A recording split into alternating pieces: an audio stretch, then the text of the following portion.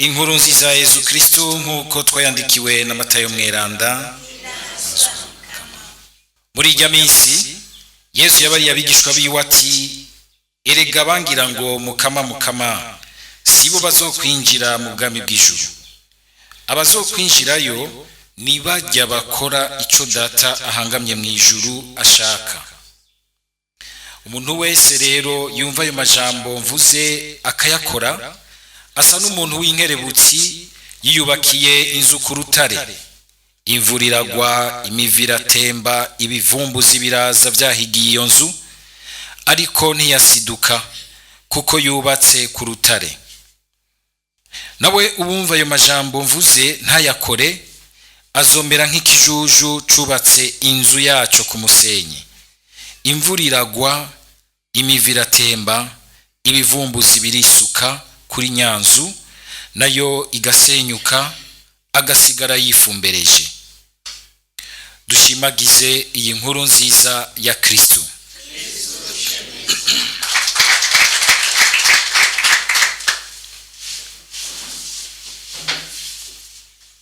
Muri iki gihe ceranda c'ubushikiro bwa Noheli turabandanya twumva amajambo y'Imana duherekeza ngo dushobore kugaruka ku bintu bimwe bimwe biheza bikadufasha kumva ingene twakira umukami wacu.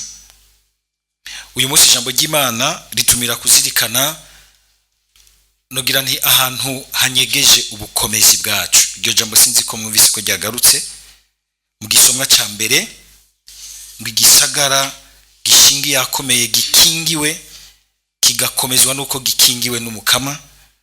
Ariko Yesu nawe nyana akatubwira ati, abubaka ibikomeye ko arabamenya kubakira kukurangura ico data wo mwijuru ashaka.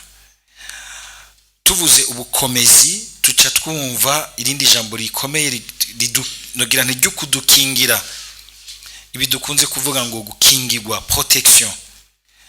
Uyu munsi kubera ko usanga umenga abantu baca mu ntambara nyinshi, bagwana n'ibintu vyinshi vy'imiyaga myinshi, baguma barondera ibintu bibakingira. Gasanga no ku marezo sociaux huzuye ibisabisho vyo kwikingira, kubera yuko abantu twese twuzuye ubwoba bw'urupfu, ubwoba bw'amashetani, ubwoba bw'imiyaga mibi, ibintu vyinshi, ubwoba bw'ivyago. Ugasanga mbere hana busanga uyu munsi bahakwa kubikoresha nabi, bakubwira ati ngo akagasabisho niwazura gatwara mu mufuko, naho utokavugamo gatwara mu mufuko kazogukingira. Ni wambara umudari w'igitangaro wahezagiwe n'umwibutsamana wa Radio Maria akiva Lourdes, uzogukingira amashetani yose. Ugasanga turiko turiyumvira ibintu vyo kudukingira rimwe rimwe tukavyumvira nka bimwe vy'umupfumo, aguhakana ati kenyerera kuraka ti nta kizo gukorako, genda ushire mu ruhongore mu nka zawe nta kizo zikoma kugira ati gira uku. Mugabo mukamo kugukingira ubwa mbere naho yoguha n'ikintu wishimikiza si ico ubwa mbere kigukingira. Oya, icara neza rero twumva ibintu bidukingira bikaduha tugakomera mu mukama. Ahandi ho iyo midari mwambaye, iyi misaraba twambaye, ibi vyose twambaye, ibi vyose dushiraho bihezagiye, ntaco bishobora kugukingiramwo igihe bidashingiye ubwa mbere muri iki kintu gikomeye twumvise ijambo ry'Imana ryavuze cyo kwizigira umukama. Mwumvise ingene mu gisomwa ca mbere iryo jambo ryagarutse, ingene uko kwizigira umukama kw'abantu bato ngo kubaha mbere gukandagira n'ibirenge vyabo abantu bahambaye. Izaburi nayo nyene ikabigarukako, ikatwereka ingene umuntu amenya kwizigira umukama ariwe aheza agakomerera mu Mana. Kwizigira umukama, iryo jambo ryo kwizigira umukama rero suko mwizigira uko ariko kose. Ubwa mbere no kumwakira no kumwemera mu mutima wacu vy'ukuri, atari bimwe vy'impararo canke vy'ibigezweho canke vy'ukwitwaza. Murambona iyo turiko turarokirita nk'abakozi bashasha ngaha, kazubona nk'abaje gukora interview ko mu vy'Imana nije nkunze kubabaza, kazubona yaje yambaye umusaraba munini nk'umwe wa Musenyeri kugira ngo anyemeze ati genda umuntu asenga pati, nimwampusha muzamuhisha umuntu asenga. Mugabo mubaza uti ndagusavye akantu gasanzwe, mvugira mwaramutse Mariya yose neza uyiheze, bikanka yuko ni cya gatatu cayagiheze. Mugabo yambaye umusaraba muremure, cyangwa ukabona aje yambaye umusamure n'akaza kakaronga, mugabo haciye kabiri gadusanga nawe umusaraba yarawutaye, yambaye nk'ikigurumete canke sinzi kitariko n'ikintu na kimwe gihezagiye. Bigomba kuvuga yuko rero ubwa mbere igihe dusenga twumve yuko ko ari ibanga ry'umutima wacu, ajye tuvuga ukwemera, no kuvuga ni ikintu shingiye ko hatwumvise Yezu gisagira ati abazoja mu bwami bw'Imana sabavuga ngo mukama nk'impararo, nk'ibintu bibahera hanze, n'abantu bumva ko babigize ico twita mu buzima conviction existentielle, hamwe rugeranye kugira uti aha simva ko naho hoza abapfumu bahehe bose bakagukanga bati turakugeseza, aha simva ko sindekura umukama,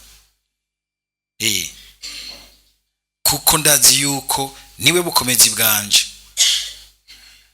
Namantangarira ba Daniel, hari passage ya Daniel iryoshe cyane, hamwe ngo bamaze kubarega ku mwami, mama gacagira ati shushu mucanwa mugwize mbere incurundwi mubate mwiyo mihimbire turabe ko Imana yabiza kubakiza. Daniel aracura umwami ni rupfaso ni rwinsha mubwira ati mwami turakuba, mugabo ntidushobora gupfukama imbere y'ibigirwamana vyawe, Imana yacu ibishatse iradukiza uwo mucano, nitabishaka naho tukawugwamwo tuguma ariyo tuninahaza. Kubera uko kwizigira Imana babata muri wa mucanwa bari batatu, ariko umwami ngwaje ngo asanga y'abantu bane. Uyo wa kane yavuye ngo aravye uwa kane ngo agasanga sa n'umwana w'umuntu. Umwana w'umuntu ninde?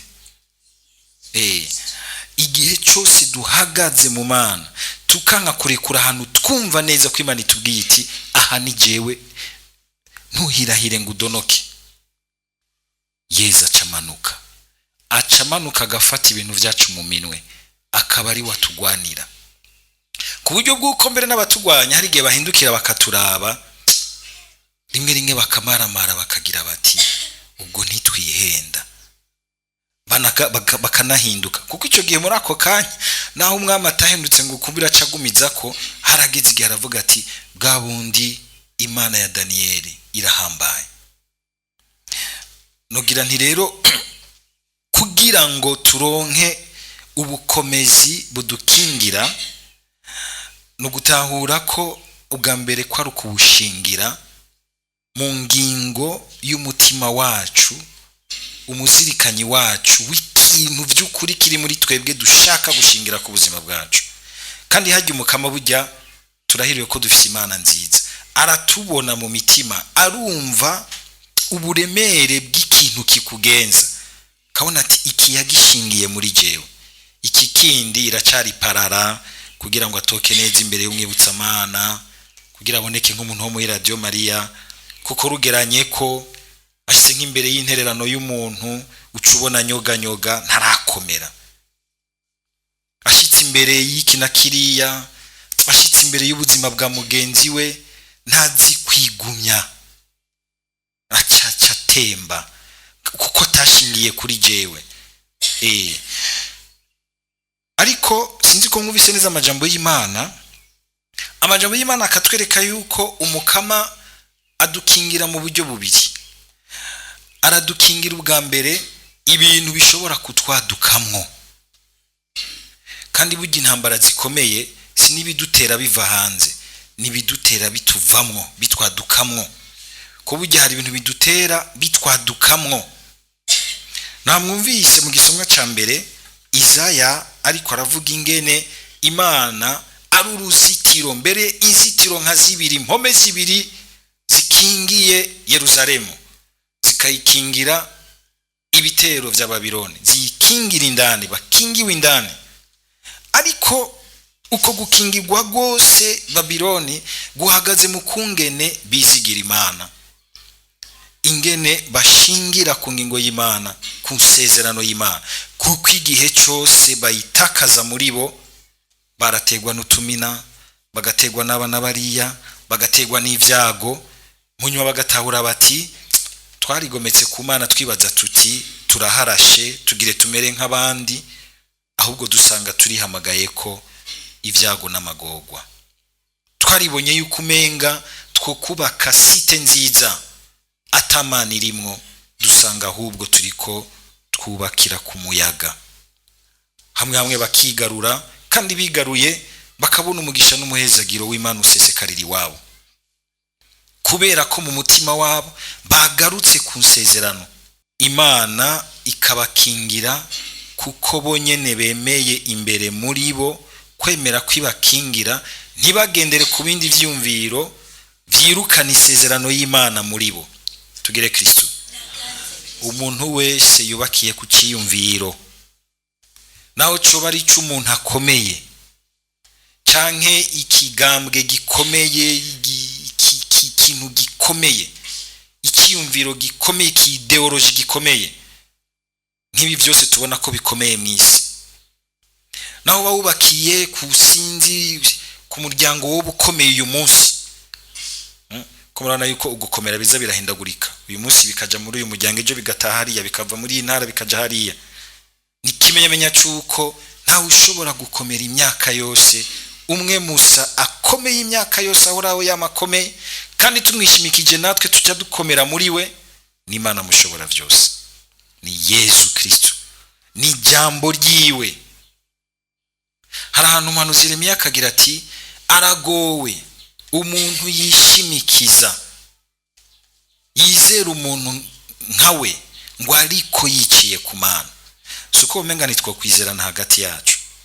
Mugabo ntuzugenda upfundike na mugenzi wawe ngo mwizerane mu kintu kidashingiye mu mukama, kizote bagisenyuke, kandi nimutigarura muzosenyukana naco.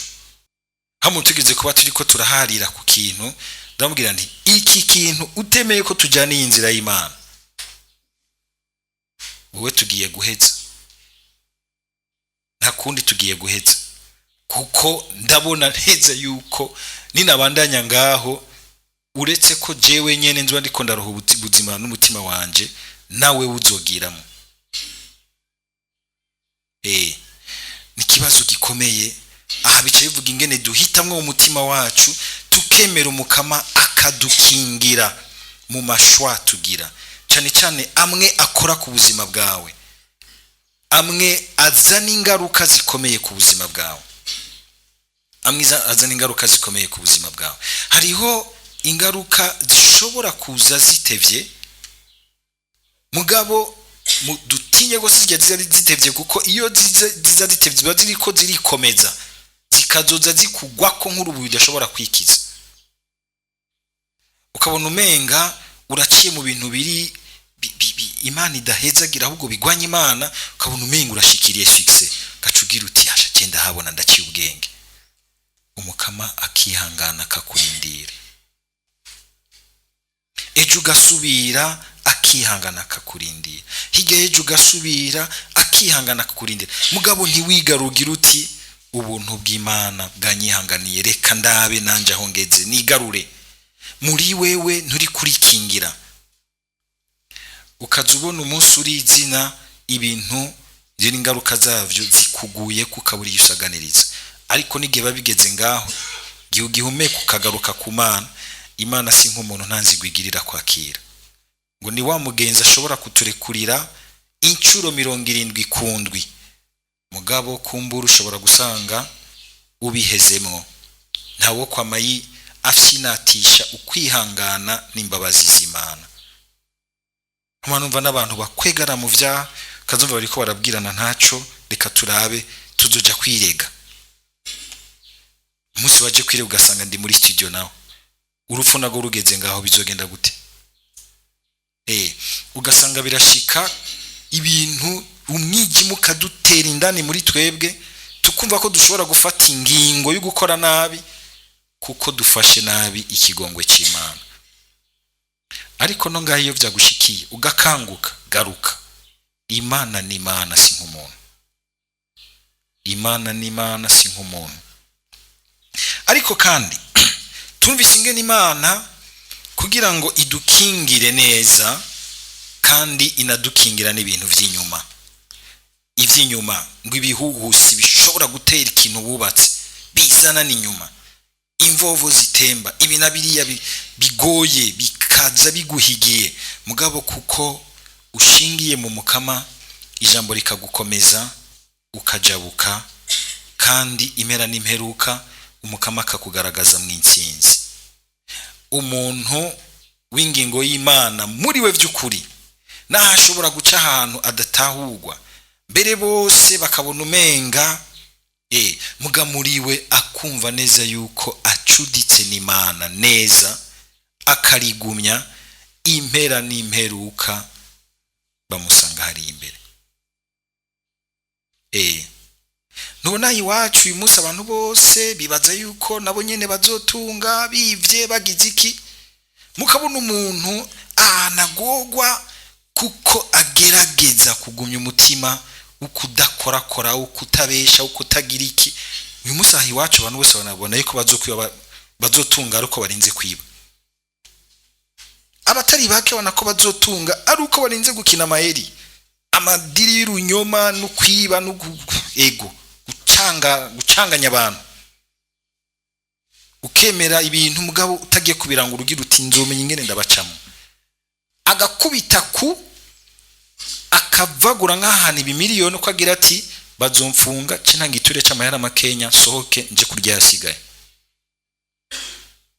Abantu bose ukabona umenga ivyumviro nuko nanje nzoraba ingene nzomera nk'impene irisha hiziritse.